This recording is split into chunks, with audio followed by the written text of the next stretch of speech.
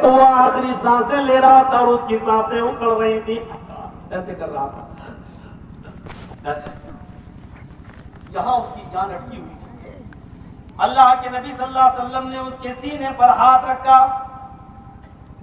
اور اس سے کہا، آئے بچے، قل لا الہ الا اللہ محمد رسول اللہ۔ آئے یہودی بچے، اس وقت تیری جاں کنی کا عالم ہے اور تو نے میری اتنی دل خدمت کی ہے، میں تیرے سرہانے پر بیٹھا ہوا ہوں، آج بھی میں تیری ہمدردی میں تیرے پاس آیا ہوا ہوں، کیا اس وقت تو یہ کلمہ پڑھ سکتا ہے؟ کیا تو اس بات کا اقرار کرتا ہے کہ اللہ کے علاوہ کوئی معبود نہیں اور محمد صلی اللہ علیہ وسلم اللہ کے رسول ہے؟ اس یہودی بچے نے اپنے باپ کی طرف دیکھا، اگر یہ کلمہ پڑھ لیتے ہیں تو کہیں میرے باپ اس سے ناراض نہ ہو جائیں۔ اپنے باپ کی طرف دیکھا، باپ پہلے ہی سے جانتا تھا کہ اس بچے کا دل محمد رسول اللہ سے بہت مانوس ہے، یہ نبی کے پاس جاتا تھا، نبی کی باتیں سنتا تھا، نبی کی سچائی کا اعتراف کرتا تھا، نبی کے واقعات آگے گھر میں بتاتا تھا، اللہ کے رسول سے سچی محبت کرتا تھا۔ باپ نے دیکھا کہ میرے بچے کا دل شروع سے ہی محمد رسول اللہ کی طرف مائل تھا، تو آخری وقت میں اپنے بیٹے کا دل میں کیوں توڑوں؟ تو انہوں نے اشارہ کر دیا سر سے، ہاں بیٹے، تم شروع سے ہی نبی کی تعریف کرتے تھے، اگر تمہارا دل محمد رسول اللہ پر مائل ہے تو تم یہ کلمہ پڑھ سکتے ہو، میری طرف سے پوری اجازت ہے۔ اپنے باپ کے سر کا اشارہ دیکھا تو اس یہودی بچے کے چہرے پہ مسکراہٹ آ گئی اور اس نے اپنی لکلانے والی لکنت جو ہوتی ہے آخری وقت میں اس ہکلانے والی زبان سے کلمہ پڑھا، اشہد ان لا الہ الا اللہ واشہد ان محمدن عبدہ ورسولہ۔ اس یہودی بچے نے جیسے یہ کلمہ پڑھا اور 2-3 لمبی لمبی سانسیں لی کرتے ہوئے، اور اسی وقت اس کا انتقال ہو جاتا ہے۔ اس کلمے کو پڑھنے کے بعد 2-3 سانسیں لیتا ہے اور اس کا انتقال ہو جاتا ہے۔ اللہ کے نبی صلی اللہ علیہ وسلم بیٹھے تھے، جب آپ نے دیکھ لیا کہ اس کا انتقال ہو گیا تو کھڑے ہو گئے اور کھڑے ہو کر فرماتے ہیں، الحمدللہ الذی انقذہ من النار۔ ساری تعریفیں اس اللہ کے لیے جس نے آخری وقت میں اس بچے کو جہنم کی آگ سے بچا لیا۔ ساری تعریفیں اس اللہ کے لیے ہیں جس نے آخری وقت میں اس بچے کو کلمہ توحید پڑھنے کی توفیق دی اور جہنم سے بچا لیا۔ بتانے کا مقصد یہ ہے کہ آپ نہ چھوٹا دیکھتے تھے نہ بڑا، امیر دیکھتے تھے نہ غریب، یہ نہیں دیکھتے تھے کہ کون کس دھرم سے اور مذہب سے ہے، آپ اس کی عیادت اور تیمارداری کرنے کے لیے جایا کرتے، یہ سادگی تھی۔ وَيَشْهَدُ الْجَنَازَةَ، حضرت انس کہتے نبی کی سادگی کا حال یہ تھا کہ آپ ہر ایک کے جنازے میں بھی شریک ہو جایا کرتے تھے۔ امیر کا انتقال ہو پھر بھی جاتے تھے، غریب کا انتقال ہو پھر بھی جاتے تھے۔ ارے آپ تو عبداللہ ابن ابی ابن سلول، جس نے زندگی بھر نبی کو گالی دی، جس نے زندگی بھر نبی کو ستایا، یہاں تک کہ اس نے اللہ کے رسول کی پیاری چہیتی بیوی حضرت عائشہ پر بھی گندی تہمت لگائی، گندی تہمت لگائی۔ میرے پیارے ساتھیوں، اما عائشہ پر بھی جس نے زنا کی تہمت لگائی۔ میرے پیارے بھائیوں، جب عبداللہ ابن ابی کا انتقال ہوتا ہے تو اللہ کے نبی صلی اللہ علیہ وسلم اس کو بھی اپنی چادر اتار کر دے دیتے ہیں کہ اے عبداللہ ابن ابی کے بیٹے، اگر تیرے باپ کی مغفرت میری چادر سے ہو سکتی ہے تو کفن کی جگہ پر اس چادر کو اڑا دے۔ اس نے کہا جنازے کی نماز پڑھا دو۔ اللہ کے نبی اس کا جنازہ بھی پڑھانے کے لیے کھڑے ہو گئے، لیکن اللہ تعالیٰ نے منع کر دیا، اے محمد صلی اللہ علیہ وسلم 70 مرتبہ بھی اگر تم اس کے لیے دعائے مغفرت کرو گے تو میں قبول نہیں کروں گا۔ سب ہٹ گئے۔ تو آپ تو اپنے مخالف اور اپنے دشمن کے بھی جنازے میں شریک ہو جایا کرتے تھے۔ اور ایک مرتبہ تو ایسا ہوا کہ بیٹھے تھے اپنے صحابہ کے ساتھ، ایک جنازہ آ رہا ہے یہودی کا، کسی یہودی کا انتقال ہو گیا، جنازہ آ رہا ہے۔ اللہ کے نبی صلی اللہ علیہ وسلم نے یہودیوں کی شب یاترا دیکھی، اس کا جنازہ دیکھا تو آپ بیٹھے تھے، جنازہ دیکھ کر کھڑے ہو جاتے ہیں، جنازہ دیکھ کر کھڑے ہو جاتے ہیں، تھوڑی دور چلنے بھی لگتے ہیں۔ جب جنازہ آگے بڑھ گیا تو صحابہ نے بڑے تعجب سے پوچھا، اے اللہ کے رسول، آپ ایک یہودی کے جنازے کو دیکھ کر بھی کھڑے ہو گئے؟ یہودی کا جنازہ دیکھ کر کھڑے ہو گئے؟ ارے مرنے والا تو یہودی تھا، یہودی کو جنازے کو دیکھ کر کھڑے ہو گئے آپ؟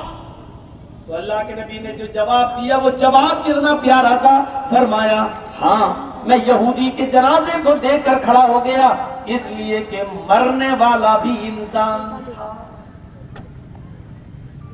میں اس کے مذہب کو دیکھ کر کھڑا نہیں ہوا، اس کے انتقال پر اس کے ماں باپ کے غم کو دیکھ کر میں کھڑا ہوا، کیونکہ اپنے بیٹے یا باپ کے انتقال کے بعد خاندان والوں کو غم تو ہوتا ہی ہے، تو ہم انسانیت کا تقاضا یہ ہے کہ ہم ان کے غم میں شریک ہو جائیں۔ یعنی تمہیں افسوس ہے، اس کے انتقال پر ہمیں بھی افسوس ہے، افسوس کرنا کوئی بری چیز نہیں۔ جنازے میں شرکت کر لیا کرتے تھے کسی کا بھی، اور سادگی کا حال یہ ہے وَيَرْكَبُ الْحِمَارُ، آپ گدھے کی سواری بھی کر لیا کرتے تھے۔ آئے بھک منگنی گاڑیوں پر بیٹھنے والوں، شادی سے پہلے سائیکل چلانے والوں، اور شادی کے بعد لڑکی کا باپ تمہیں انٹرنیشنل بھکاری سمجھ کر موٹر سائیکل دے دیتا ہے۔ آئے اپنے سسر کی بھیک میں ملی ہوئی موٹر سائیکل پر بیٹھ کر سفر کرنے والوں، اب جو اڑ کے بھاگے گا میں سمجھوں گا یہ بھکاری ہے، اسی کو موٹر سائیکل ملی ہے۔ اب آؤ اڑو یہاں سے جاؤ گے کون جاتا ہے؟ یہ بڑھو میاں جا رہے ہیں۔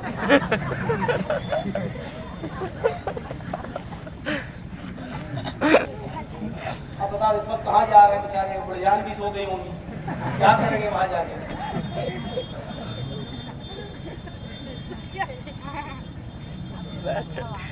نبی کی سادگی کا عالم دیکھو، وَيَرْكَبُ الْحِمَارُ، گدھے کی سواری کر لیا کرتے تھے۔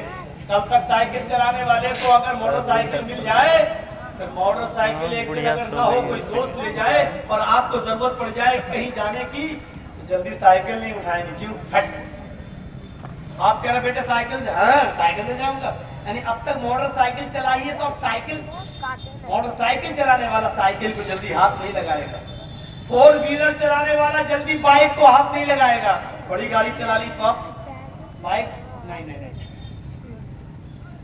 تم کتنی ہی اچھی گاڑی پر بیٹھ جاؤ لیکن جس سواری پر محمد رسول اللہ بیٹھے ہیں اس سے افضل تو کوئی سواری نہیں ہو سکتی ہے۔ آپ ہوائی جہاز پر بھی بیٹھے ہو، سب سے زیادہ تیز چلنے والی سواری ہوائی جہاز، یہ ایروپلین، لیکن اللہ کے رسول تو اس سے بھی زیادہ تیز رفتار سواری پر سوار ہو چکے ہیں، براق۔ ایک ہی رات میں بیت المقدس بھی ہو آئے، جنت بھی دیکھائے، جہنم بھی دیکھائے، جہنمیوں کا مشاہدہ بھی کرائے، رات میں واپس بھی آ گئے۔ سبحان الذی اسری بعبدہ لیلا من المسجد الحرام الی المسجد الاقصی، ایک ہی رات میں بیت المقدس بھی ہو آئے، جنت بھی دیکھ آئے، جہنم بھی دیکھ آئے۔ اتنی پیاری سواری پر بیٹھنے کے بعد جب زمین پر آتے ہیں، مدینے میں آتے ہیں، مکے میں آتے ہیں، مکے میں تشریف لاتے ہیں، میرے بھائیو یقین مانیے جب آپ براق کا سفر کرنے کے بعد جنت و جہنم دیکھ کر آنے کے بعد جب آپ اپنی بستی میں آتے ہیں تو آپ نے یہ نہیں دیکھا کہ میں تو براق پر بیٹھ چکا ہوں، اب میں گدھے کی سواری نہیں کر سکتا، میں اتنی اچھی سواری پر بیٹھ چکا ہوں، میں سواری اب گدھے کی نہیں کروں گا۔ اللہ کے نبی صلی اللہ علیہ وسلم براق پر بیٹھنے کے بعد جب اپنی بستی میں آئے تو اس کے باوجود بھی آپ گدھے کی سواری کیا کرتے تھے، گدھے پر بیٹھا کرتے تھے۔ آپ نے اونٹنی کا سفر بھی کیا ہے, آپ اونٹ پر بھی بیٹھے, گھوڑے پر بھی بیٹھے, لیکن بخاری کی یہ روایت بتاتی ہے کہ اللہ کے نبی گدھے کی سواری بھی کیا کرتے تھے, گدھے پر بھی بیٹھا کرتے تھے. یہ سادگی کا حال تھا. مولوی جرجیز کو اگر پاکڑ سے آپ اپنی بستی میں لانا چاہیں اور ٹوٹو لے کے پہنچ جائیں, چلیے مولانا صاحب کیا لائے ہو, ٹوٹو, تو شاید میری آتما بھڑک جائے, کبھی نا اتنا بڑا جلسہ کر رہا ہوں, کٹھی لے آیا, بیٹری والی گاڑی لے آیا. میں تو خیر بہت وہ ہوں, مجھے تو آپ بیل گاڑی پہ بھی بٹھا کے لائیں گے تو آ جاؤں گا. میں دوسرے مزاج کا آدمی ہوں, میں موٹر سائیکل پہ ہی سفر کر لیتا ہوں, حالانکہ چلانا نہیں آتی ہے مجھے, لیکن کوئی بٹھاتا ہے تو اس پہ بھی بیٹھ جاتا ہوں. لیکن بہت سے لوگوں کو میں نے دیکھا ہے بائک پہ بیٹھوں گا, گاڑی ہونی چاہیے وہ بھی لیگزری, پیر آرام سے نیچے آ جائے, ٹیک لگا لی جائے, اور اے سی بھی ہونی چاہیے. اور کچھ مولوی 20 سال کی زندگی چھوٹی سی نہیں ہوتی ہے, ایک لمبی زندگی تقریروں میں گزر گئی ہے. ایسے ایسے مولویوں کو دیکھا ہے جو جلسے کی ڈیٹ دیتے وقت ایک لسٹ بھی بتا دیتے ہیں, کھانے میں یہ, رہنے میں یہ, پینے میں یہ والا ہوٹل. اب اور آگے نہیں بڑھوں گا ورنہ آپ سمجھ ہی جائیں گے ایسے مولوی کون ہیں. تو ایک لسٹ تیار ہو جاتی ہے اور کرنا پڑتا لوگوں کو, وہی بولا مہمان ہے, مہمان. گوشت بنے گا تو تقریر میں جوش آئے گا, کہیں اگر دال کھلا دی تو ہو جائے گی ہڑتال. وَيَرْكَبُ الْحِمَارُ, نبی اکرم کی سمپلٹی کا اور نبی اکرم کی سادگی کا حال یہ تھا کہ آپ گدھے کی سواری. اور چوتھی چیز جو حضرت انس نے بیان کی ہے اللہ کے رسول کی خصوصیت, وَيُجِيبُ دَعْوَةَ الْعَبْدِ, کھانا کھانے کے لیے اگر آپ کا کوئی معمولی غلام, آپ کا کوئی معمولی غلام بھی اگر دعوت کر دے, آپ کا معمولی غلام بھی اگر کوئی دعوت کر دے تو اللہ کے رسول اپنے غلام کی دعوت کو بھی قبول کر لیا کرتے تھے, اور غلام کے گھر بھی چلے جایا کرتے تھے, اور غلام کے ساتھ بیٹھ کر ایک ہی دسترخوان پر ایک ہی پیالے میں اپنے غلام کے ساتھ بھی کھانا کھا لیا کرتے تھے. چاہے کتنے بڑے سیاسی لوگ ہوں اور یہ کہتے ہوں, لیکن ہم نے ساتھ میں کھانا کھاتے ہوئے نہیں دیکھا ہے جو اپنے غلاموں اور اپنے نوکروں کے ساتھ بھی کھانا کھا رہے ہوں, ایسا ہم نے نہیں دیکھا. یہ نبی اکرم کی صفت تھی. اور ایک مرتبہ تو بڑا عجیب معاملہ سامنے آیا, نبی اکرم کی ایک لونڈی خادمہ, نبی اکرم کی ایک خادمہ تھی, بکری کے بچے سے کھیل رہی تھی. اللہ کے رسول نے آواز دی, اس نے سن لیا کہ اللہ کے رسول بلا رہے لیکن نہیں آئی. دوبارہ آواز دی, وہ نہیں آئی. تیسری بار آواز دی, آواز تو سن لی لیکن نہیں آئی. آپ نے حضرت عائشہ سے کہا دیکھو تو کہاں چلی گئی. انہوں نے دروازہ کھولا, دیکھا تو باہر ہی بیٹھی ہے. کہا کہ اللہ کے رسول نے تجھے 3 مرتبہ آواز دی, کیا تم نے سنا نہیں؟ بولی سنا, پھر بھی نہیں آئی, کچھ نہیں بولی. حضرت عائشہ نے کہا اللہ کے رسول اس نے تو 3 مرتبہ آپ کی آواز سنی پھر بھی نہیں آئی, چلیے سزا دیجیے اس کو. اللہ کے رسول باہر آئے, کیا کر رہی ہو؟ بکری کے بچے کو ایسے ہوتی ہے لڑکیوں بچوں کی عادت, خادمہ تھی. میں نے تجھے آواز دی, تو نے سنا؟ وہ کہہ سکتی تھی کہ نہیں سنا, جھوٹ بول سکتی تھی, لیکن نوکرانیاں بھی خادمائیں بھی اتنی سچی تھی, نہیں سنا ہے. دوسری آواز کا وہ بھی سنی, تیسری آواز کا وہ بھی سنی, کا پھر بھی تو نہیں آئی؟ جی نہیں. کیوں؟ میں کھیل رہی تھی بچے سے. اللہ کے رسول صلی اللہ علیہ وسلم اپنی کان میں مسواک رکھے ہوئے تھے. آپ کے کان میں اکثر مسواک ہوا کرتے تھے, اور سارے صحابہ اکثر ایسا کرتے تھے, نماز کا وقت ہوا کان سے مسواک نکالی, وضو بنایا اور نماز پڑھنے چلے گئے. پھر کان میں لگا لی. اللہ کے رسول کے کان میں مسواک تھی. نبی اکرم نے اس مسواک کو اپنے ہاتھ میں لے لیا. یہ مسواک کان سے نکالی. ذرا میری آواز سننے کے بعد بھی نہیں آئی کہ نہیں؟ اس نے اللہ کے رسول نے وہ مسواک اٹھائی اور اٹھاتے ہی آپ نے ٹان لیا اور ایسے کر کے اس کی پیٹھ پر مارنے والے تھے. ایسے کر کے اس کی پیٹھ پر مارنے والے تھے. اللہ کے نبی کی مسواک اوپر جاتی ہے, ہاتھ نیچے آتا ہے اوپر, اور اس خادمہ اس لونڈی کی پیٹھ کے درمیان بیچ میں پہنچتی ہے. آپ کا ہاتھ بیچ میں پہنچتا ہے. آپ نے مسواک کو روک لی اور اپنی لونڈی کو مسواک نہیں مارا. روک لیا اور آپ کی آنکھوں میں آنسو آ گئے اور آپ بغیر اس لونڈی کو مارے ہوئے اپنے گھر کے حجرے میں چلے جاتے ہیں. عائشہ کے حجرے میں حضرت عائشہ آتی ہیں, اللہ کے نبی کی آنکھوں سے آنسوؤں کو پوچھتی ہیں اور کہتی ہیں کیا بات ہے, آپ تو مارنے گئے تھے, 3 بار اس نے آپ کی آواز سنی اور پھر بھی نہیں آئی. آپ کو تو سزا دینا تھا, آپ تو مسواک سے مارنے والے تھے, تاوڑ توڑ کہیں مسواک مار دینا چاہیے تھا تاکہ آئندہ خیال رکھے, لیکن آپ نے تو ایک بھی مسواک نہیں ماری. مارنے ہی والے تھے کہ روک لیا اور رونے بھی لگے. کہنے لگے عائشہ میں چاہتا تھا کہ اس کو 1-2 مسواک ماروں, لیکن جیسے ہی میں نے اس کو مسواک اٹھایا اور مارنے والا ہوا, اپنے نوکروں پر حکم چلانے والوں, اپنے ڈرائیوروں کو گالیاں سنانے والوں, اپنے نیچے کام کرنے والوں سے سخت لہجے میں بات کرنے والوں, تمہارے لیے جناب محمد رسول اللہ کی یہ مثال, یہ واقعہ تمہارے لیے عبرت پیدا کرے گا تمہاری زندگی میں.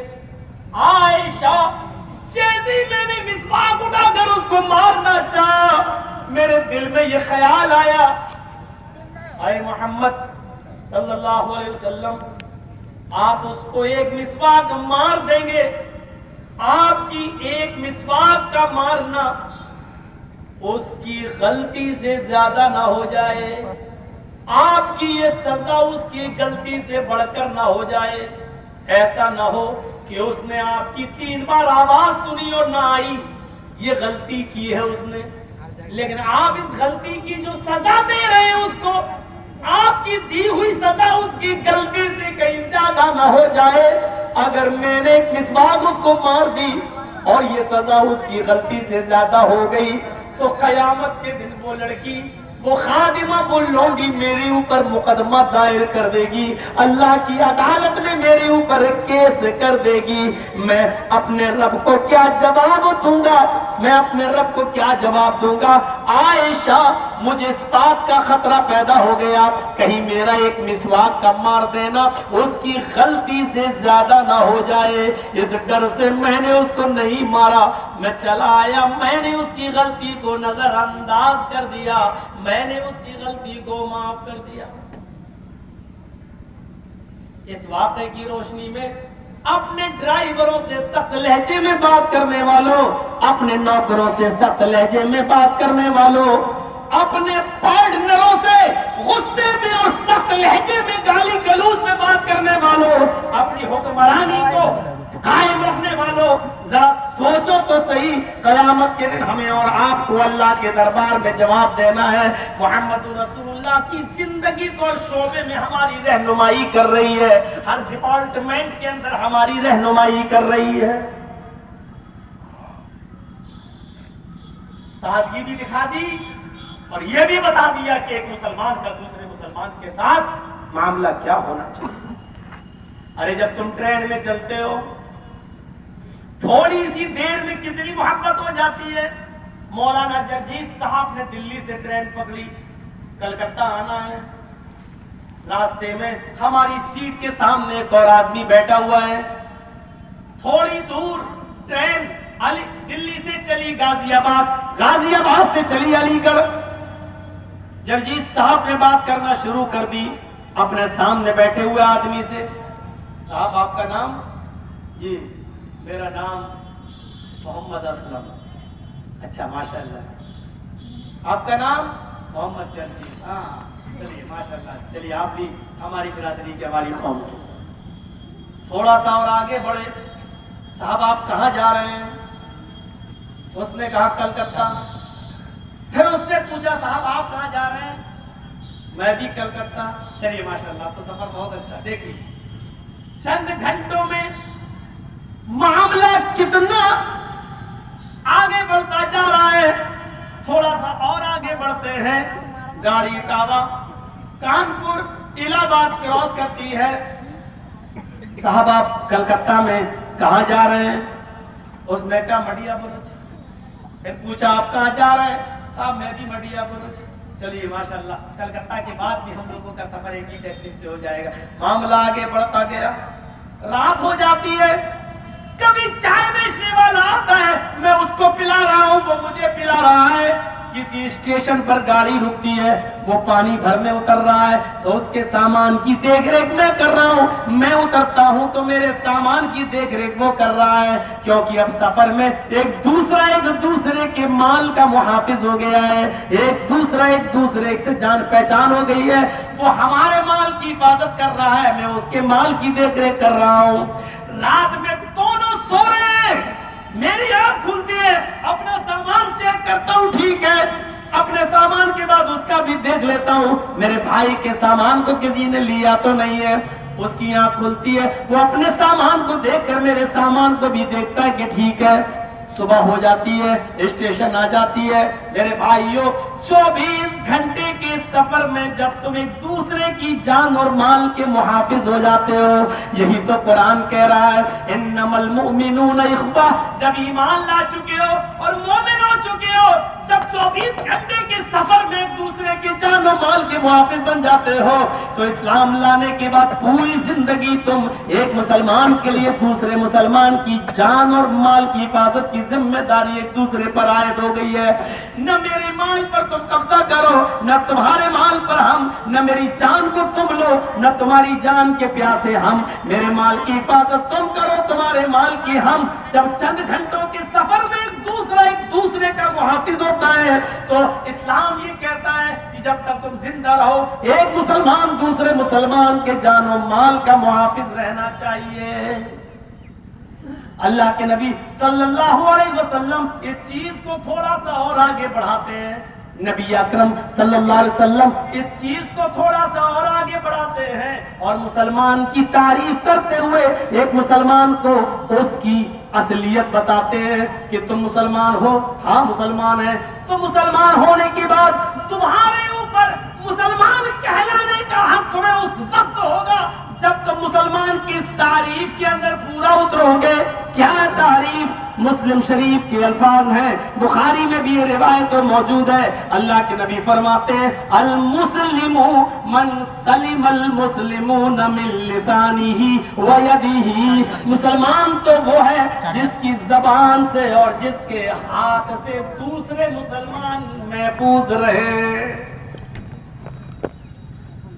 المسلم من سلم المسلمون من لسانہ ویدہ۔ مسلمان تو وہ ہے جس کے زبان سے اور جس کے ہاتھ سے دوسرے مسلمانوں کو تکلیف نہ پہنچے، زبان سے بھی نہ پہنچے اور ہاتھ سے بھی نہ پہنچے۔ اس لیے زبان کو صحیح استعمال کرو۔ دیکھا نہیں، زبان کا زخم بڑا گہرا ہوتا ہے۔ لگا ہے سب کو موٹر سائیکل ملی ہے، ایک میں دیکھو کیسے بھاگ رہے۔ یہ سب سننے نہیں آتے ہیں، مولانا جرجیز کو دیکھنے آتے ہیں۔ کون ہے جرجیز جو جی ہندوستان پہ آ رہا ہے، میڈیا پہ آ رہا ہے؟ کون ہے جس کو میڈیا بار بار کہہ رہی ہے ممتا کا مولانا؟ یہ سب یہ دیکھنے آتے ہیں۔ دیکھ لیا ہو گئے جنتی، جاؤ۔ اب ان کو جہنم میں کوئی ڈال ہی نہیں سکتا ہے، مولانا جرجیز کو دیکھ لیا ہے، ہو گئے جنت میں۔ پیشاب لگتا ہے تو اتنا، اگر اب بتاؤ میں بیٹھا ہوں اگر مجھے لگنے لگے تو کیا کروں؟ بولو بھائی بیٹھیے میں ابھی آ رہا ہوں۔ ارے جب میں روک سکتا ہوں تو آپ لوگ اتنا نہیں روک سکتے؟ تھوڑا معاملہ ہے، 1.5-2 گھنٹہ تو بولتا ہی ہوں، پھر اتنا سننے کے بعد بھی دیکھو وہ صاحب اٹھ رہے ہیں۔ یہ دیکھیے اتنا سننے کی بات کی، اور آپ کی بھی غلطی نہیں ہے اس میں، مغرب کے بعد سے جب پروگرام شروع ہوگا تو کتنی دیر کوئی آدمی بیٹھے گا، میں بھی اس بات کو سمجھتا ہوں، کتنی دیر بیٹھے گا، یقین مانیے پوری رات سویا نہیں۔ ہمارے میزبان صاحب جن کے گھر پہ میں رکا تھا، انہوں نے فون پر کسی کو بتایا کہ مولانا جرجیز کا ٹائم 12 بجے، تو میں سمجھا کہ کمیٹی کے ذمہ دار آدمی ہیں، 12 بجے ٹائم ہوگا، تو 11 بج ہی چکے تھے، میں نے کہا کیا سوئے ہو، 12 بجے ٹائم ہوگا، میں 12 بجے سے انتظار کر رہا ہوں کہ اب کوئی آئے، اب کوئی آئے، ہوتا 12 کا سوا 12، 12:30۔ میں نے 1:30 پر 22 پر اپنے ضیاء بھائی کو جگایا جو گمانی صاحب، میں نے کہا یار کہ کوئی دکھ ہے، 1:30 بجنے جا رہا ہے، ابھی تک کوئی آیا نہیں مجھے لینے کے لیے، 1:30 بج گیا، 1:30 بج گیا۔ پھر انہوں نے فون کیا، بعد میں پتا چلا کہ صاحب 2 بجے ٹائم ہے، جبکہ میں ہرن پور کی تقریر میں کہہ چکا تھا ابھی اسی مہینے کے شروعات میں 27 فروری کو ہرن پور میں کہہ چکا تھا کہ 12 بجے کے بعد جھارکھنڈ میں ہمیں جہاں بھی ٹائم ملے گا میں آئندہ اس علاقے میں نہیں آؤں۔ عمر جب میری 18-20 سال تھی تو چلو ٹھیک تھا، اب آپ سوچو جس کے روز پروگرام ہو اور 2 بجے آپ ٹائم نہیں ہے، کہاں ماری گئی عقل ہماری، کہاں جا رہی ہماری عقل، اور 2 بجے تک یہ بیٹھے ہیں بیچارے، تو اب فجر تک چلے گا جلسہ، تو ٹھیک ہے دوسرے مولانا کو بھی رکھیے ہمارے بات بولنے کے لیے، ہمیں اس ٹائم میں دیجیے جب لوگ چاق و چوبند رہیں، غیر مسلم لوگ بھی رہیں، تب تو وید کے منتر پڑھنے میں اچھا لگتا۔ 2 بجے آپ لاکھ کے یہ ہندو بھائی بیٹھے، ہم نہیں مانتے آپ کی بات، نہیں مانیں گے، ارے 12 بجے تک تو چلو ایک بات ہے، بنگال کے پروگرام میں زیادہ دینا شروع کر دیا ہوں، کیوں؟ بنگال میں 10 بجے ٹائم ملتا، 12 بجے جلسہ ختم، آدمی سو لے، آرام کر لے، یہ کر لے، 2 بجے ٹائم دے گا، تو خیر چلیے اب تو دے ہی چکے ہیں، آگے کے لیے ہم بھی تھوڑا سا سوچیں گے۔ میرے بھائیوں سنیے، آپ کی بھی غلطی نہیں ہے، اٹھنا ہے، جائیں گے 2 بجے تک، کون آدمی بیچارہ اب کمر سیدھی کرے گا، اٹھے گا بیٹھے گا، ہم لوگ تو ایسے کر لیتے ہیں، ایسے کر لیتے ہیں، بولتے ہیں تو یہ چلو تھوڑے آپ لوگ تو بہت سے لوگوں پر اگر نظر ڈالے تو یہ سو رہے ہوں گے، لیٹ دیکھیے سسرال میں آئے اب ان کا کیا نہیں سونے دیجیے، جلسہ سننا فرض نہیں ہے، ٹھیک ہے، اگر کوئی آدمی سو جاتا فجر میں اٹھ کے نماز پڑھ لیتا ہے یہ بڑی اچھی بات ہے، یہ جلسے سے بہتر ہے، اور پوری رات جلسہ سن لے اور گھر جائے سو جائے اور فجر میں نہ پہنچے تو یہ جلسہ بھی برباد اور ثواب سے بھی محروم اور پوری محنت میں پانی پھر گئے۔ لیکن اتنی گزارش ضرور کروں گا، آپ یہاں سو رہے ہیں اس سے بہتر ہے کہ جائیے اپنے بیوی بچوں میں سوئیے، کوئی ثواب بھی ملے گا، موقع مل جائے تو جہاد بھی کر لیجیے، اس پر بھی نیکی ہے، تو یہاں سونے سے بہتر ہے کہ وہاں چلے جائیے۔ تو ایک مشورہ ہے میرا، ویسے آپ کی مرضی ہے، تو اب جہاد کو کہیں ایسا نہ ہو کہ ہندوستان والا کہنے مولانا جگجیت جب سے میں کہہ رہے ہیں جہاد، اب میں دوسرا جہاد کہہ رہا ہوں جو بیوی کے ساتھ کیا جاتا ہے، جو اپنے بچوں کے لیے محنت اور کوشش کی جاتی ہے، پڑھانا لکھانا بھی تو جہاد ہے، کسی بچے کو غلط راستے پہ چلنا، شرابی جواری ہے، اس کو نیک راستے پہ لانا بھی تو جہاد ہے، بیوی بدچلن ہے، بری ہے، غلط ہے، اس کو سدھارنا اور غلط راستے سے ہٹا کر سیدھے راستے پہ لانا بھی جہاد ہے۔ میں اس معنی میں کہہ رہا ہوں کہ یہ نہیں کہہ رہا ہوں کہ یہاں سے نکلو کروا لے کے بیوی کو بھونک میں وہ جہاد نہیں بتا رہا ہوں۔ تو بات دوسری طرف نکل گئی، تو میرے بھائیوں میں کہنا کیا چاہ رہا تھا، اچھا بتائیے میں کہاں سے بھڑک گیا ہوں، کیا سنا رہا تھا؟ ہاں مجھے بھی یاد نہیں رہ گیا کیا بول رہا تھا،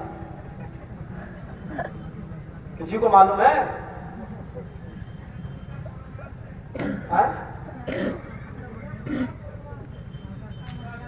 کلکتہ مٹیا تو ہو گیا تھا، ہاں بتاؤ، اپنی اپنی کوشش کرو، دیکھتا ہوں کہ کون نام لے تاپرے بولے نام جن بجے میں وہ سب ہو چکا تھا یار. بھی بنگلہ بوجھتے پارویں কিন্তু বলতে পারবেন না. بنگلہ سمجھتے ہیں لیکن بول نہیں پاتے ہیں, بس یہی دقت ہے. چلیے ہم کو بھی یاد نہیں رہا. المسلم من سلم المسلمون من لسانه. یہ میں بول رہا تھا جس کی زبان سے اور ہاتھ سے کسی دوسرے کو تکلیف نہ ہو, جو کوئی نہیں بتا پایا. اس سے پتہ چلتا ہے کہ آپ کتنے غور سے سن رہے تھے. 2 بجے ٹائم دو گے تو یہی حال ہوگا. مجھے ڈر لگ رہا ہے ایسا نہ ہو کہ میں کہوں کہ پیاز حرام ہے اور آپ کی کھوپڑی میں بیٹھ جائے کہ جرجی صاحب نے کہا پیاز حرام ہے, اور کل دعوت کر دو اور کھانے میں پیاز رکھ دو اور میں کھا جاؤں تو مارو تھپڑ ہاتھ. کل تو کہہ رہا تھا پیاز حرام ہے اور آج خود کھا رہا ہے. یہ وقت سنو گے تو ایسا ہی ہوگا. تو المسلم من سلم المسلمون من لسانه. زبان کا زخم بہت گہرا ہے. یاد رکھیے آپ کی زبان سے کسی دوسرے کو تکلیف نہیں ہونی چاہیے. یہ زبان ہی کا زخم تھا. اب آئیے موجودہ ماحول پر. یہ زبان ہی کا زخم تھا کہ احمد آباد کی سابرمتی ندی کے اندر ہماری ہی ایک بہن عائشہ نام کی لڑکی ندی میں کود کر آتم ہتیا کر کے اپنی جان سماپت کر لیتی ہے, خودکشی کر لیتی ہے اور حرام موت مر جاتی ہے. یہ اسی زبان کا زخم تھا. شوہر نے کیا کہہ دیا تھا؟ اس نے کہا دیکھو اگر آپ اپناؤ گے نہیں تو میں خودکشی کر لوں گی. اس نے کیا کہا؟ ہاں کر لے. خودکشی کرتے ہوئے اپنی ویڈیو بنا کے بھی بھیج دینا. یہ زبان کا زخم تھا. زبان کا. اور اسی زبان کا زخم لگا. جہیز تو ایک چیز تھی. جہیز کی ڈیمانڈ نے اس کو آتم ہتیا کرنے پر مجبور نہیں کیا. وہ تو اپنے گھر چلی گئی تھی.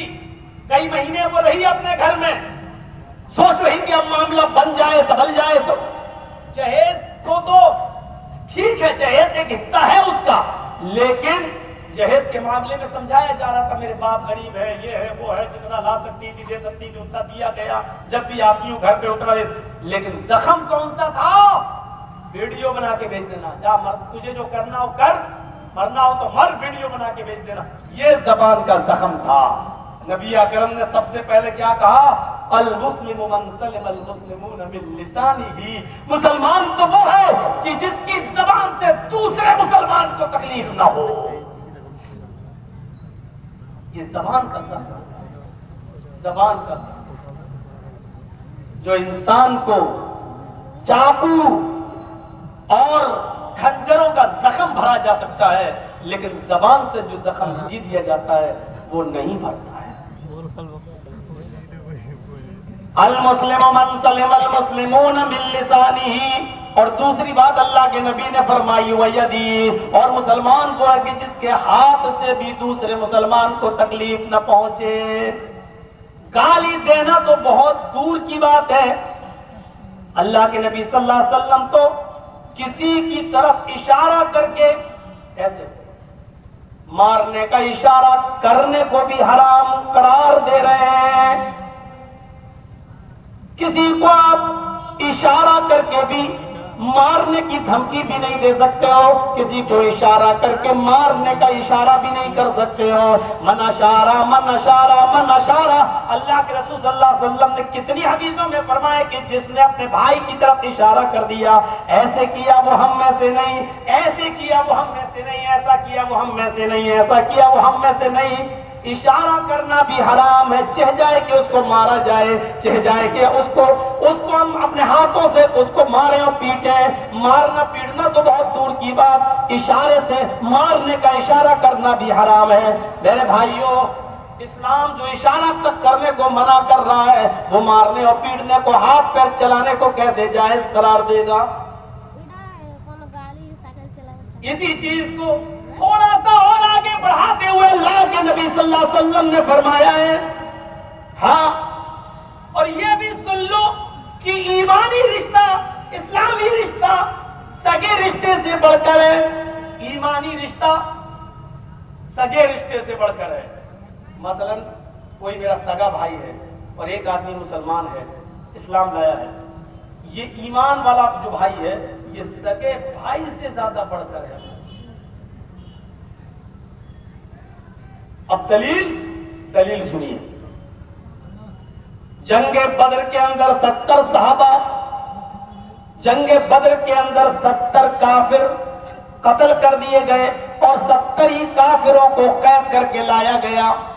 سنیے بہت دلچسپ واقعہ میں آپ کو سنانے جا رہا ہوں.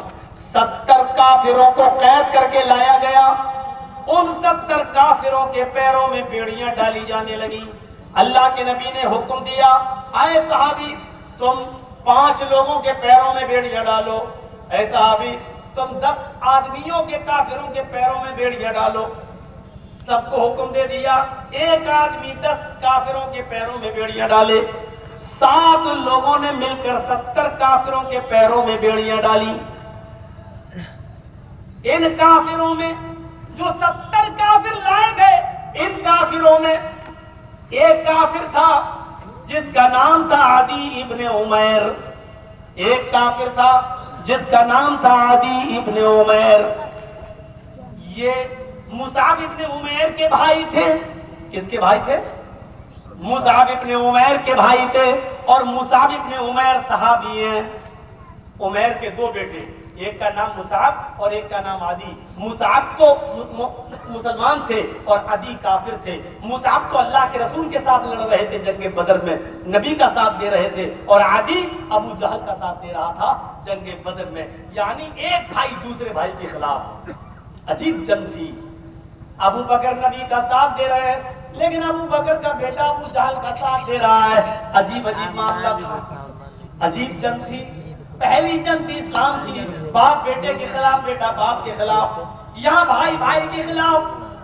جب عدی ابن عمیر بھی پکڑا گیا کافروں کے ساتھ، اور جو صحابی ان کے پیروں میں بیڑیاں ڈال رہے تھے، عدی ابن عمیر کے پیروں میں بیڑیاں ڈال رہے تھے، تو وہیں پر مصعب ابن عمیر عدی کا سگا بھائی بھی کھڑا تھا. عدی ابن عمیر کے سگے بھائی مصعب ابن عمیر کھڑے تھے. وہ اپنے بھائی کے پیروں میں پڑنے والی بیڑیاں دیکھ رہے تھے. تو مصعب ابن عمیر نے آ کر اس صحابی سے کہا جو ان کے بھائی کے پیروں میں بیڑیاں ڈال رہا تھا، تھوڑا سا ٹائٹ کرو، یہاں سے کسو.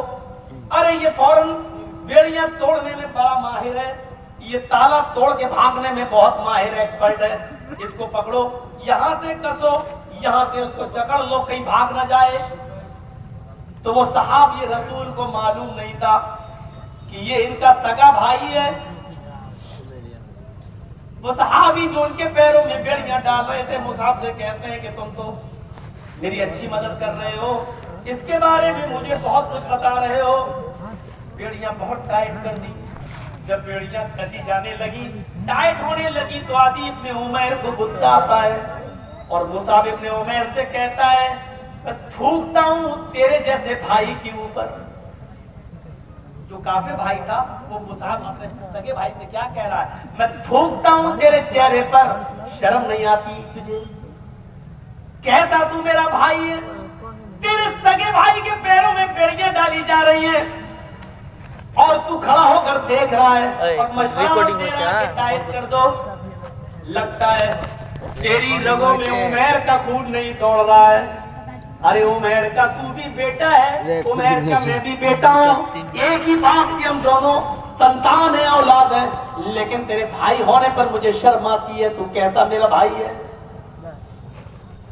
مصعب ابن عمیر نے جب یہ جملہ سنا عدی کی زبان سے، اپنے سگے بھائی کی زبان سے، تو چیختے ہوئے کہا خاموش، اے عدی چپ،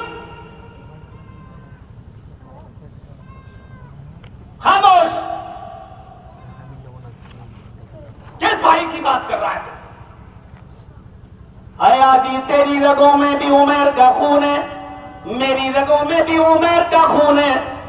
تو بھی جس باپ کا بیٹا ہے میں بھی اسی باپ کا بیٹا ہوں، یہ سب کچھ سچ ہے، لیکن تو میرا بھائی نہیں ہے. اے عدی تو میرا بھائی نہیں ہے. عدی کہتا واہ، باپ ایک ماں ایک، خون تیری رگوں میں بھی دوڑ رہا ہے، میری رگوں میں پھر کہتے ہیں یہ سچ ہے کہ تیرا باپ اور میرا باپ ایک، تیری ماں میری ماں ایک، جس باپ کا خون تیری رگوں میں دوڑ رہا ہے اسی باپ کا خون میری رگوں میں بھی دوڑ رہا ہے، جس ماں کا دودھ تو نے پیا ہے اسی ماں کا دودھ میں نے بھی پیا ہے، یہ سچ ہے، لیکن یہ سچ نہیں ہے کہ تو میرا بھائی ہے۔ عدی کہتا پھر تیرا بھائی کون ہے؟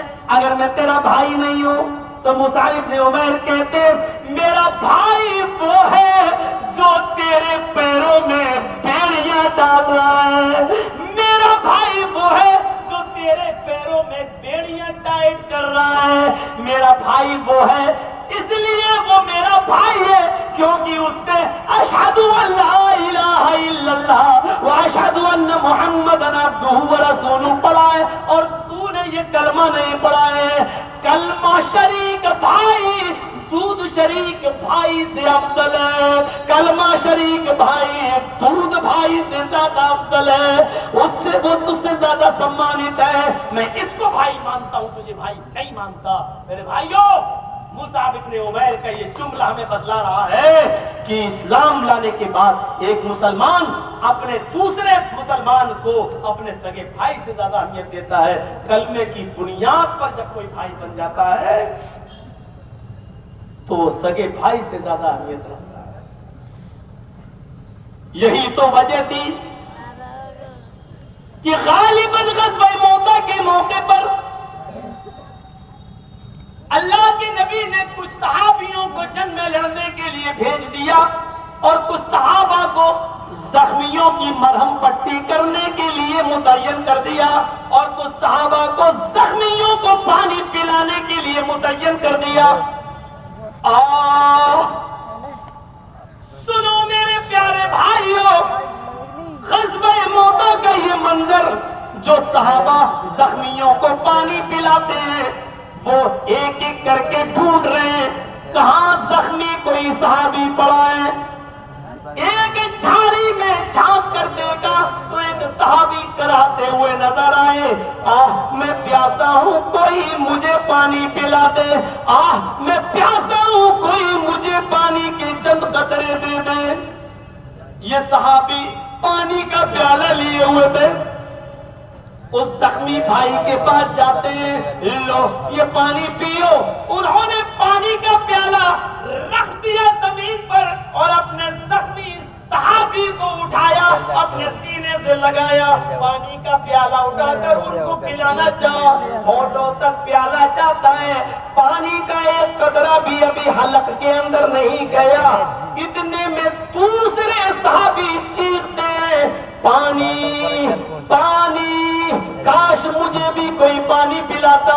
میرے بھائی، تمہیں پانی پلانے والا کوئی آیا ہے، اگر پانی زیادہ ہو تو ایک گھونٹ چھوڑ دینا، میں بھی پانی پی لوں گا۔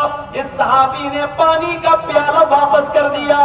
دیکھ کے آؤ ذرا اس آدمی کو، دیکھو جو کرا رہا ہے، دیکھو وہ مجھ سے زیادہ زخمی لگتا ہے، اس کو مجھ سے زیادہ پانی کی طلب ہے، اس کو مجھ سے زیادہ پانی کی ضرورت ہے۔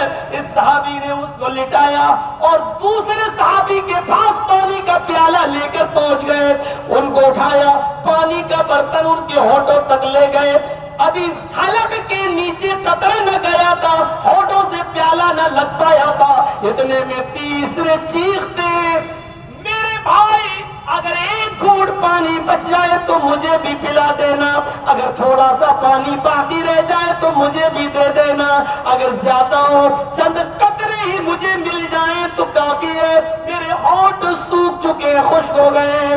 اس دوسرے نے بھی کہا دیکھو ان کے پاس جاؤ، شاید وہ مجھ سے بھی زیادہ پیاسے لگتے ہیں، شاید وہ مجھ سے بھی زیادہ پیاسے ہیں۔ اس آدمی نے تو تیسرے کی طرف ریفر کر دیا، یہ تیسرے کو پانی پلانے جاتے ہیں۔ اس آدمی کی سانسیں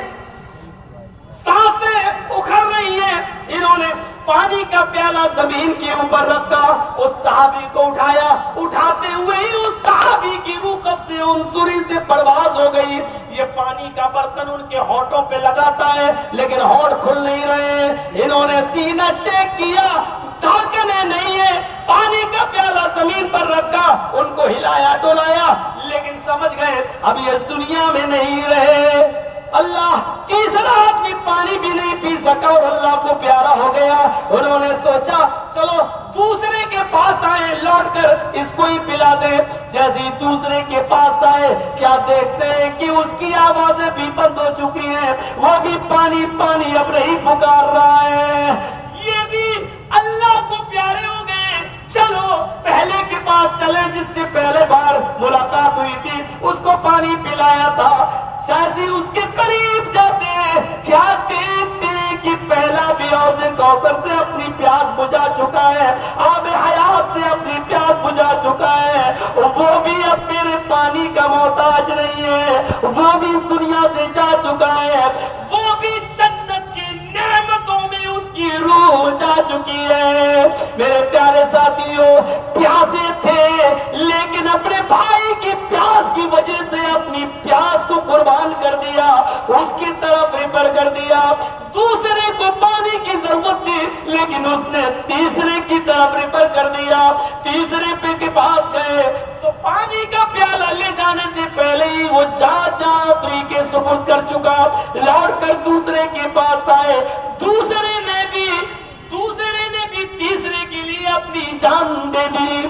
لوٹ کر پہلے کے پاس آئے, پہلے نے دوسرے کے لیے اپنی جان دے دی. مسلمان وہ ہوتا ہے جو اپنے لیے نہیں جیتا, مسلمان وہ ہوتا ہے جو دوسروں کے لیے جیتا ہے.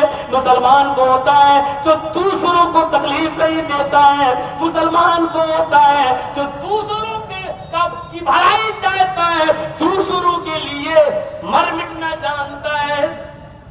میرے بھائیوں, واقعات تمہیں بھرے ملیں گے, بھرے پڑے ملیں گے. پڑھیے سیرت کی کتابیں تو آپ کو پتا چلے گا اسلام کیا ہے. اسلام کی چیز کی دعوت دیتا ہے. اسلام کا معنی یہ شانتی اور سلامتی, بھائی چارہ, یہ اسلام کا سب سے بڑا درس ہے. بھائی چارہ یہ اسلام کا سب سے بڑا سبجیکٹ ہے. ایک مسلمان دوسرے مسلمان کو عزت کی نظر سے دیکھے. اللہ کے حضرت عبداللہ ابن عمر خانہ کعبہ کا طواف کرتے ہیں اور کرتے کرتے چیخ اٹھتے ہیں, اے کعبہ میں جانتا ہوں کہ تیری عزت اللہ کی نظر میں بہت زیادہ ہے. اے کعبہ میں جانتا ہوں کہ تو اللہ کی نظر میں بہت معزز ہے. اے کعبہ میں جانتا ہوں کہ تو اللہ کی نظر میں بہت محترم ہے. اے کعبہ میں جانتا ہوں کہ تو اللہ کی نظر میں بہت ہی اونچے مقام رکھتا ہے. لیکن سن اے کعبہ, قسم ہے مجھے اپنے رب کی عزت و جلال کی, ایک مومن سے بڑھ کر تیرا مقام نہیں ہے, ایک مومن سے بڑھ کر تیرا احترام نہیں ہے, ایک مومن سے بڑھ کر تو عزت کا مالک نہیں ہے. ایک مومن کا مقام و مرتبہ تجھ سے بھی زیادہ بڑا ہے.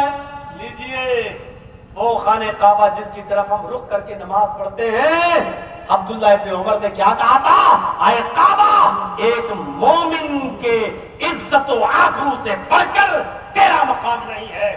خانہ کعبہ کی طرف کوئی اگر ایک آنکھ بھی ڈال دے تو ساری دنیا کا مسلمان مر جانا گوارا کر لے گا, لیکن کعبے کی عزت و آبرو کو حرف نہیں آنے دے گا.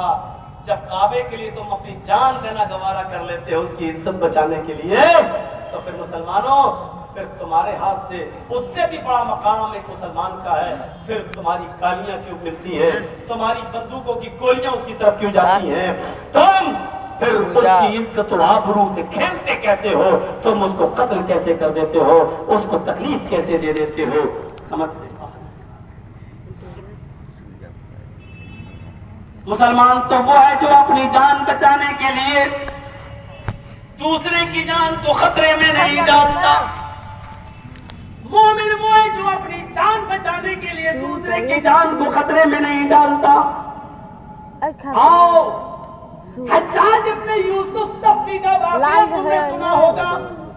اسلامی تاریخ میں سب سے بڑا ظالم حکمراں گزرا ہے حجاج ابن یوسف, جس نے بڑے بڑے صحابہ کا قتل کروا دیا. عبداللہ ابن زبیر کو اسی حجاج ابن یوسف نے قتل کیا تھا, کرایا تھا.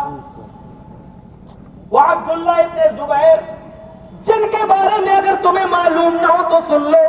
یہ عبداللہ ابن زبیر وہ ہیں جو مدینے میں مکے سے جن لوگوں نے ہجرت کی تھی, مکے سے جن لوگوں نے ہجرت کی تھی ان ہجرت کرنے والوں میں ابو بکر کی بڑی بیٹی حضرت اسما بھی تھی، اسما بنت ابی بکر۔ مکے سے مدینہ جن لوگوں نے ہجرت کی، ان مہاجرین میں سب سے پہلے اگر کسی کے ہاں بچہ پیدا ہوا، سب سے پہلے ان مہاجرین میں کسی نے اپنے بچے کو جنم دیا تو وہ اسما بنت ابی بکر، ابو بکر کی بیٹی حضرت عائشہ کی بڑی بہن محمد رسول اللہ کی بڑی سالی اسما تھی۔ ان کے پیٹ سے مدینے میں سب سے پہلے جو بچہ پیدا ہوا وہ عبداللہ ابن زبیر تھا۔ وہ عبداللہ ابن زبیر جو دھیرے دھیرے بڑے ہوتے ہیں اور حجاج ابن یوسف کا زمانہ پاتے ہیں، حجاج ابن یوسف کے ظلم کا نشانہ بنتے ہیں۔ حجاج ابن یوسف نے ان کے قتل کا حکم نافذ کر دیا تھا۔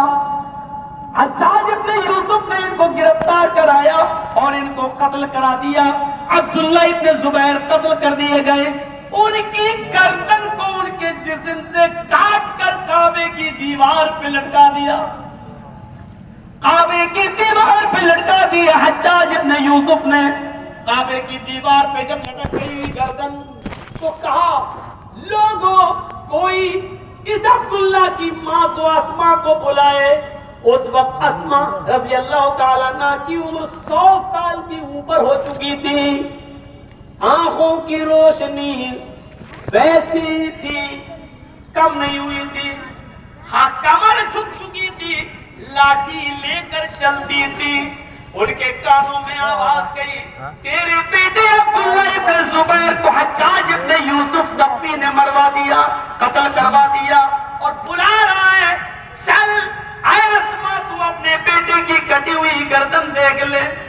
اسما آتی ہے، لاٹھی لے کر چلتی ہے، اے حجاج میرے بیٹے کی گردن کہاں ہے؟ اس نے کہا کعبے کی دیوار پہ نظر ڈال۔ اسما نے لاٹھی پھینک دی، سیدھی کھڑی ہونے کی کوشش کی اور اللہ نے اس کی کمر سیدھی کر دی۔ زندہ کرامت اپنے بیٹے کی کٹی ہوئی گردن کو دیکھتی ہے، کہتی ہے حجاج گردن تو میرے ہی بیٹے کی ہے لیکن مجھے اس کا دھڑ دکھا دے، کہ یہ پڑا ہوا ہے۔ دیکھتی ہے، سینہ ٹٹولتی ہے، سینے پر تیر دیکھتی ہے، پیٹھ پلٹتی ہے، پیٹھ پر ایک بھی تیر نہیں ہے، سینے پر تیر لگا ہے، گردن یہاں سے کاٹی گئی ہے۔ دیکھتے ہی کہتی ہے فزت برب الکعبہ، کعبے کے رب کی قسم میں جیت گئی، کعبے کے رب کی قسم میں کامیاب ہو گئی۔ حجاج نے کہا بار بار سینہ کیوں دیکھ رہی ہے؟ کہتی ہے حجاج میں نے اپنے بیٹے کو جب جہاد کے لیے نکالا، تیرے خلاف جنگ کرنے کے لیے جب بھیجا تو میں نے اپنے بیٹے کو یہ وصیت کی تھی، بیٹے میدان جنگ میں لوہے کی زرہ پہن کر مت جانا، بچنے کا راستہ تلاش مت کرنا، اور دشمنوں کے تیر تمہاری پیٹھ پر تمہاری ماں نہیں دیکھنا چاہتی ہے، تیر جتنے بھی لگے تمہاری ماں وہ تیر تمہارے سینے پر دیکھنا چاہتی ہے۔ حجاج مجھے فخر ہے اپنے بیٹے پر کہ میرے بیٹے نے اپنی ماں کی نافرمانی نہیں کی ہے، اس نے مرتے وقت بھی سارے تیر اپنے سینے پر کھائے ہیں۔ اچھا، پھر وہ اپنے بیٹے کی کٹی ہوئی گردن دیکھتی ہے، اس کو دیکھ کر رونے لگتی ہے، پھر اپنے بیٹے کے دھڑ کو دیکھتی ہے، پھر ہنسنے لگتی ہے۔ میں نے ترتیب تھوڑا سا الٹ دی،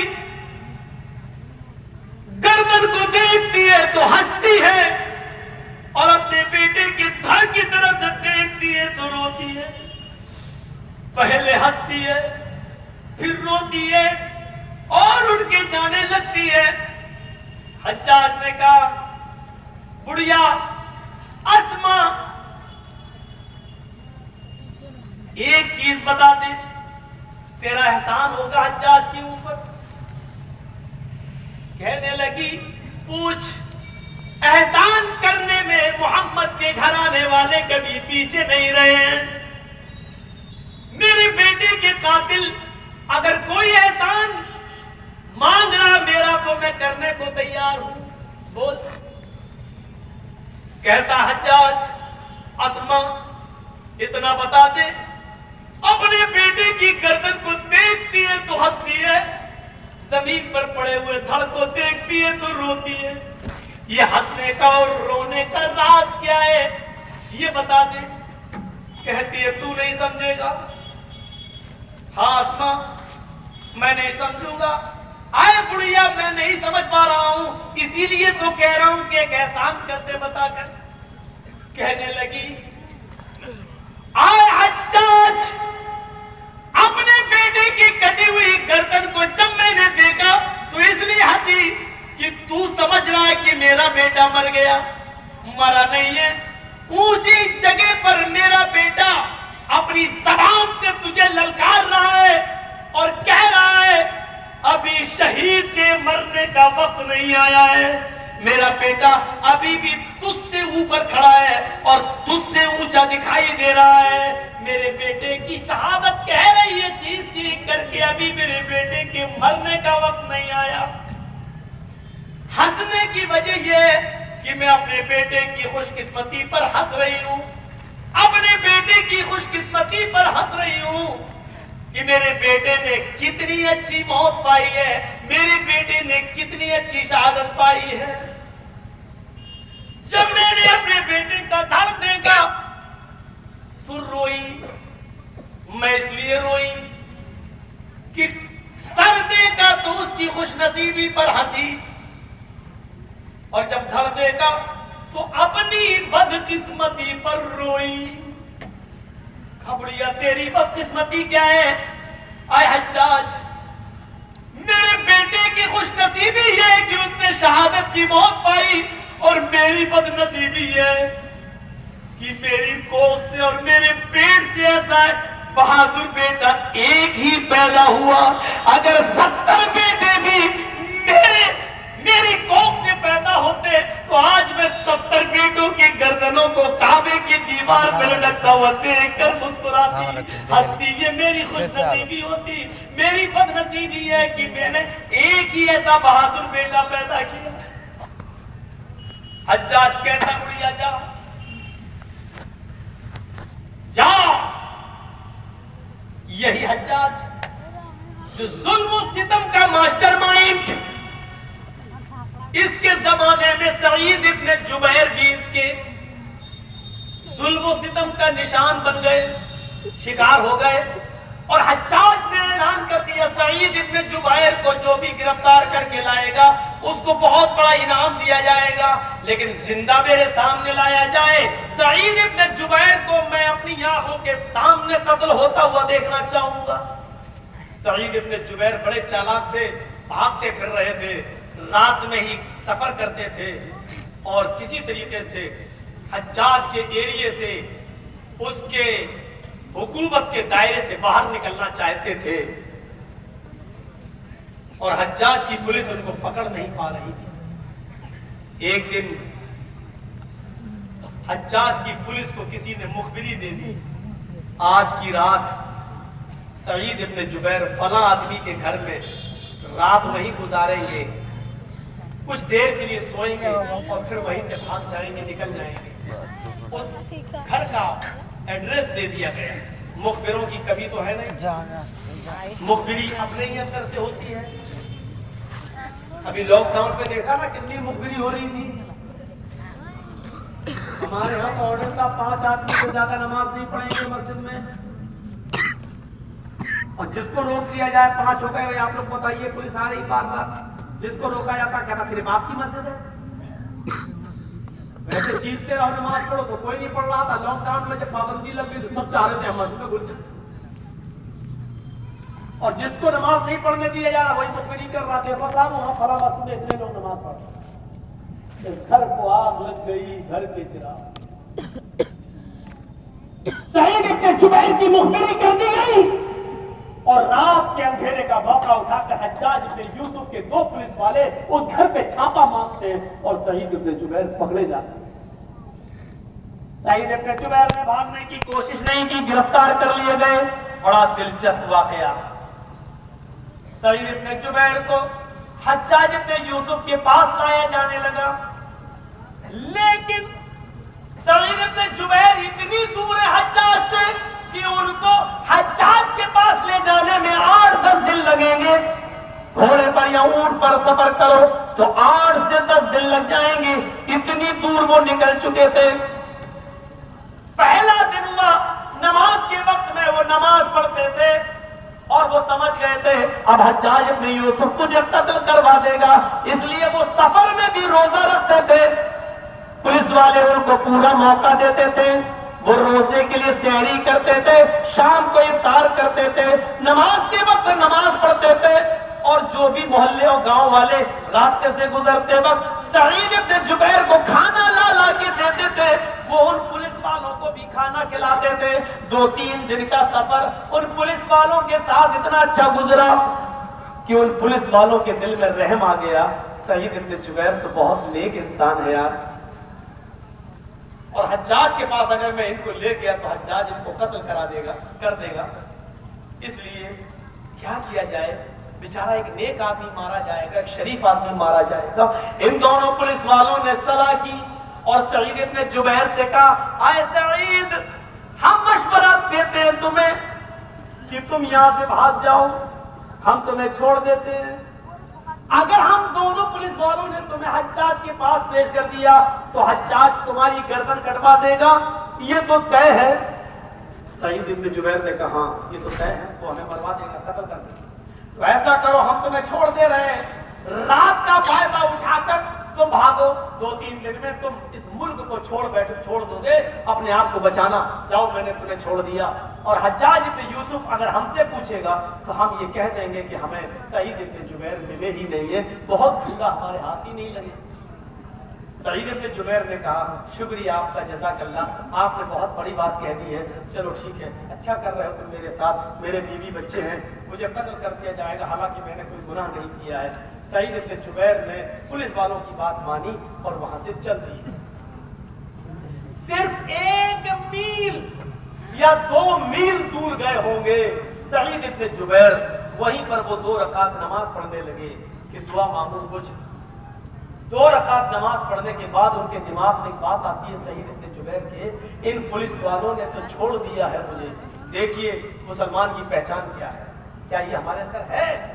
سعید نے تو، پولیس والوں نے تو مجھے چھوڑ دیا ہے، اور حجاج سے وہ کہہ دیں گے کہ مجھے سعید ابن جبیر نہیں ملا، لیکن جس مخبر نے میری مخبری کی تھی اور ان دونوں پولیس والوں نے مخبر کے کہنے پر مجھے جس گھر سے پکڑا تھا، اس مخبر کو تو معلوم ہی ہے کہ مجھے ان دونوں پولیس والوں نے پکڑا ہے۔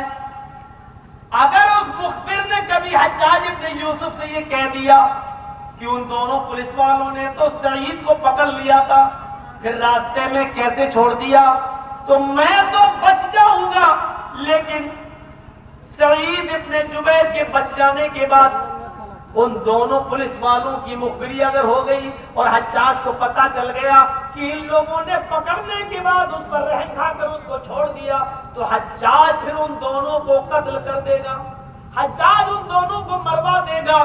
اے سعید، یہ تیرے لیے جائز نہیں ہے کہ تو اپنی جان بچانے کے لیے ان 2 پولیس والوں کی جان خطرے میں ڈال دے۔ سعید ابن جبیر وہیں سے پلٹتے ہیں اور ان پولیس والوں کے پاس آ جاتے ہیں اور کہتے ہیں کہ نہیں، میں حجاج کے پاس جاؤں گا۔ پولیس والوں نے بہت کہا دیکھو سعید، میں نے تمہیں چھوڑ دیا ہے، تمہیں بھاگنے کا اچھا موقع ہے، اپنے آپ کو بچا لو۔ سعید ابن جبیر کہتے نہیں، میں تو بچ جاؤں گا، لیکن اگر اس مخبر نے جس نے میری مخبری کی تھی اگر تمہاری مخبری کر دی کہ ان دونوں نے مجھے چھوڑ دیا تو میں تو بچ جاؤں گا، لیکن میری جگہ تم دونوں مار دیے جاؤ گے۔ اور میرے نبی نے مجھے یہ نہیں بتایا کہ اپنے آپ کو بچانے کے لیے کسی اور کو مروا دو، یہ میں نے نہیں سیکھا ہے، یہ نبی کی تعلیم نہیں ہے۔ لے چلو، پولیس والوں نے کہا ہم بھگت لیں گے، دیکھ لیں گے، ہم کہہ دیں گے کہ سعید بہت زبردست تھا، ہاتھ چھڑا کے بھاگ گیا ہے۔ سعید ابن جبیر کہتے ہیں نہیں نہیں، پھر بھی خطرہ ہے، تمہاری جان کو میں اپنی جان بچانے کے لیے تمہاری جان کو خطرے میں نہیں ڈالوں گا۔ ان لوگوں نے بھگانا چاہا، سعید نے انکار کر دیا اور بالآخر پولیس والے سعید کی ضد کے آگے نہیں مانے اور 8-10 دن لگے وہ حجاج ابن یوسف کے سامنے لایا گیا۔ حجاج ابن یوسف نے ان پولیس والوں کو مبارکباد دی اور سعید ابن جبیر کے لیے حکم دیا کھا لو پی لو، کل تمہارا آخری وقت ہے۔